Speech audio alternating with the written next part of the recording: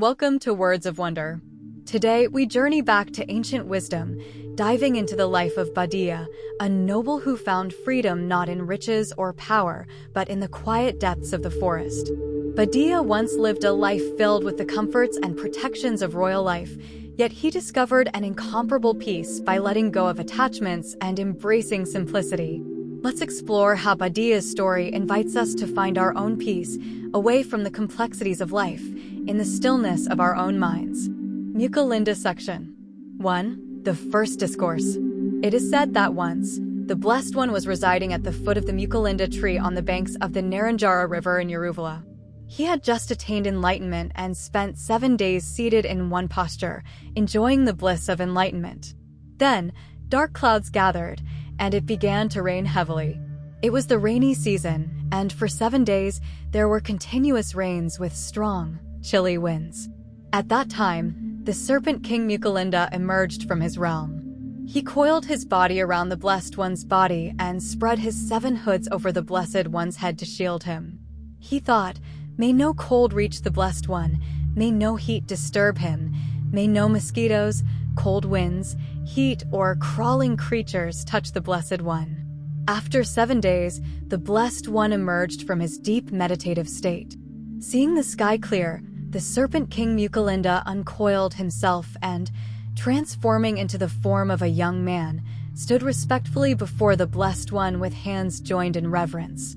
Understanding the significance of this event, the Blessed One uttered this verse of joyful exclamation. One who, having listened to the Dhamma, understands its meaning and gains satisfaction, will find joy in solitude. Practicing restraint toward all beings and harboring no enmity toward any living thing in the world, one crosses over desires, letting go of attachments to the world. Such a one, free from the sense of mine, lives in the highest happiness.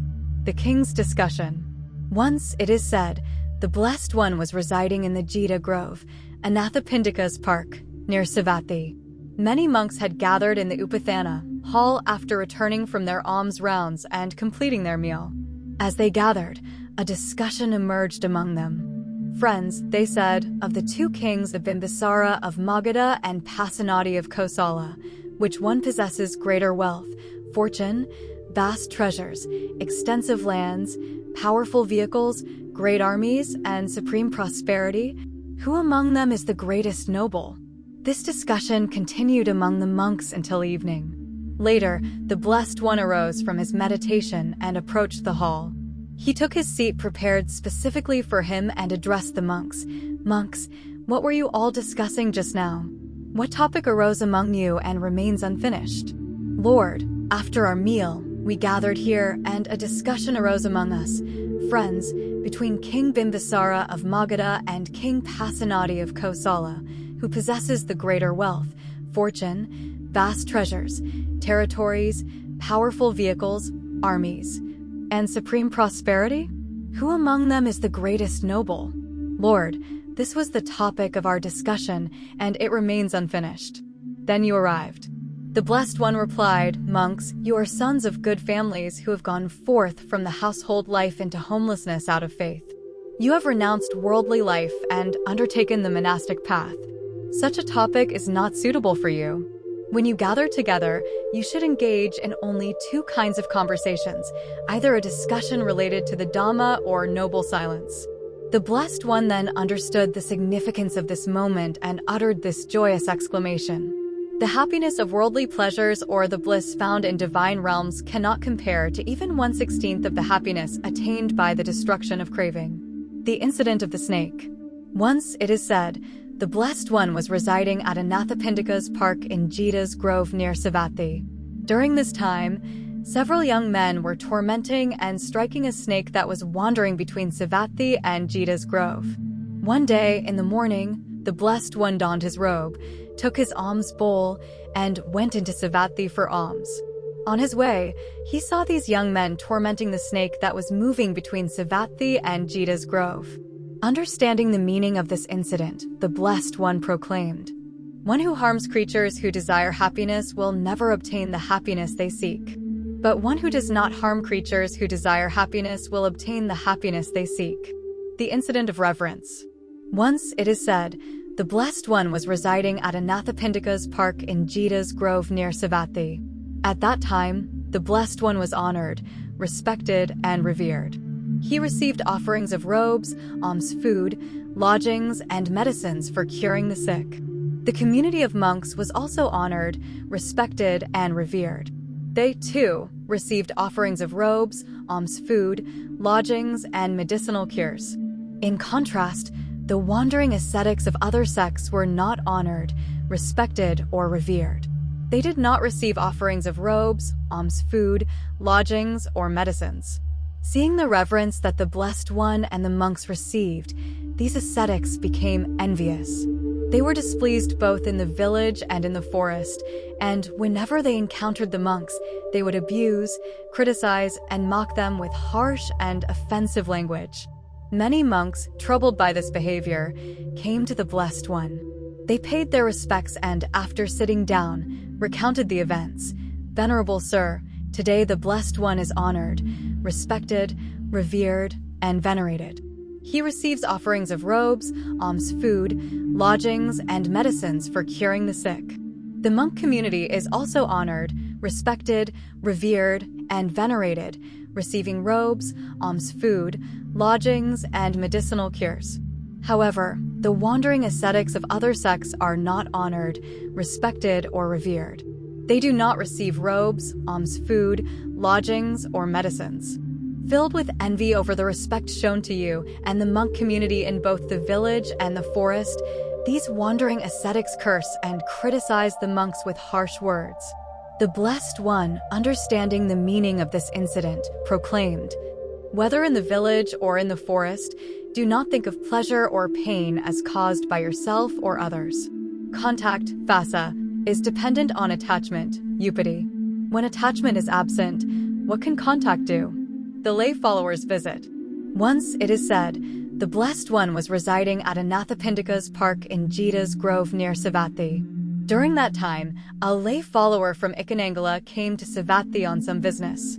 After completing his work in Savatthi, he went to see the Blessed One. He approached, paid his respects, and sat down to one side. The Blessed One then asked him, "Lay follower, it's been a long time since you last came here, hasn't it? Venerable Sir, I had long desired to visit you, but various obstacles kept coming up, which prevented me from coming to see the Blessed One." Understanding the meaning behind this, the Blessed One offered the following teaching. "The one who has a deep understanding of the Dhamma and has heard much does not think, 'Am I well?' Observe the plight of one who is bound to others and attached to material possessions." The pregnant wife. Once, it is said, the Blessed One was staying at Anathapindika's monastery in Jita's Grove near Savatthi. At that time, the young wife of a wandering ascetic was heavily pregnant. She said to her husband, "Brahmin, please bring me some oil, as I will need it soon." The ascetic replied, "Where am I to get oil from?" The woman asked him again, and he gave the same answer. When she asked a third time, he grew worried. At that time, King Pasenadi of Kosala's storehouse provided oil and ghee to ascetics and Brahmins to drink freely, but they were not allowed to take it away. The ascetic thought, "Why don't I go to King Pasenadi's storehouse, drink as much oil as I can, and return home to vomit it up for my wife when she needs it?" So, he went to the storehouse, drank as much oil as he could, and returned home. However, he found himself unable to bring it up or expel it, causing him intense stomach pain, and he lay down writhing in agony. The Blessed One, wearing his robe and carrying his alms bowl, was going into Savatthi for alms in the morning when he saw the ascetic writhing on the ground in pain. Understanding the meaning behind this, the Blessed One offered the following teaching. "Truly happy are those without possessions. The wise have nothing to cling to. Observe the suffering of one who is bound, attached to possessions. The only son." Once, it is said, the Blessed One was residing at Anathapindika's monastery in Jita's Grove near Savatthi. At that time, a devout lay follower, whose only beloved and joyful son had passed away, was overwhelmed with grief. He, along with several other lay followers, came to the Blessed One, dressed in wet clothes and with unkempt hair, as a sign of their mourning. They bowed respectfully and sat down near the Blessed One. The Blessed One asked them, "Lay followers, why have you come here so early in the day, with your clothes still wet and hair uncombed?" One of them replied, "Revered sir, our only beloved and joyous son has passed away. That is why we have come here so early, still dressed in mourning." Understanding their sorrow, the Blessed One spoke the following words of insight. Both gods and humans, attached to what is dear to them, are bound and weakened by suffering, ultimately becoming subject to the realm of death. Yet those who, day and night, let go of what is dear, uprooting the very cause of suffering, are freed from the clutches of the difficult-to-conquer Lord of Death. About Sapavesa. It is said that once the Blessed One was residing in Kundadana forest near Kundaka. At that time, a young woman named Sapavesa, who belonged to the Kolian clan, was heavily pregnant. Even after 7 years, she had not given birth, and she endured intense pain from carrying the child for so long. Despite her suffering, her faith in 3 reflections remained firm. The fully enlightened one teaches the Dhamma that leads to release from suffering. The Blessed One's noble community shows the path to liberation from suffering. Once I attain Nibbana, where suffering is entirely destroyed, I will be at peace. Sapavesa then asked her husband, "My noble one, please go to the Blessed One, pay respects on my behalf, inquire about his well-being, and ensure he is in good health. Then tell him, the Kolian daughter, Sapavesa, bows with her head at the Blessed One's feet, hoping he is free from illness and has retained his strength. Also tell him, Sapavesa, daughter of the Kolians, has been pregnant for 7 years, suffering intensely for 7 days, but she remains steadfast in her faith in 3 reflections. She believes that the fully enlightened one teaches the Dhamma for release from suffering, that the noble community shows the way to end suffering, and that true happiness will come when Nibbana is attained, completely free from suffering."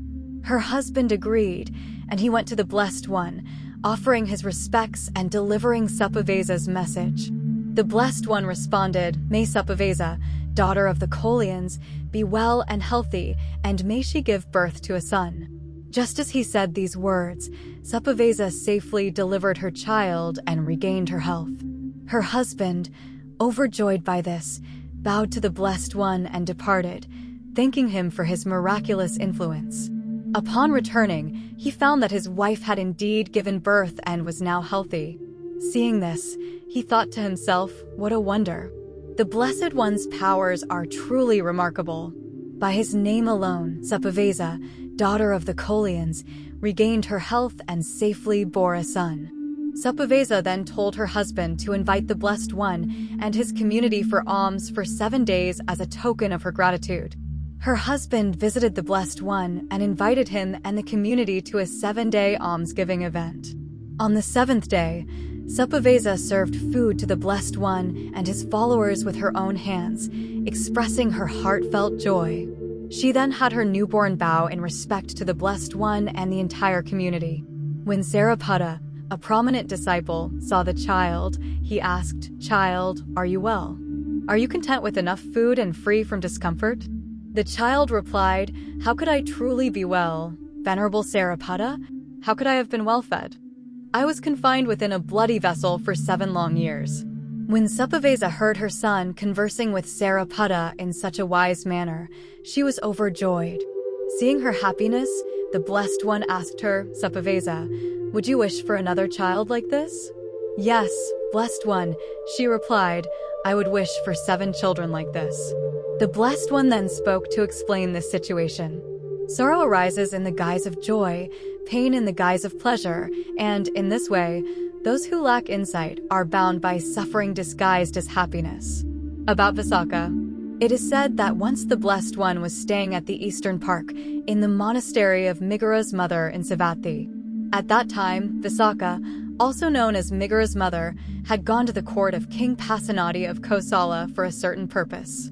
However, the request she made to King Pasenadi was not fulfilled. Later, Visakha, feeling disappointed, went to the Blessed One during the daytime, at an unusual hour.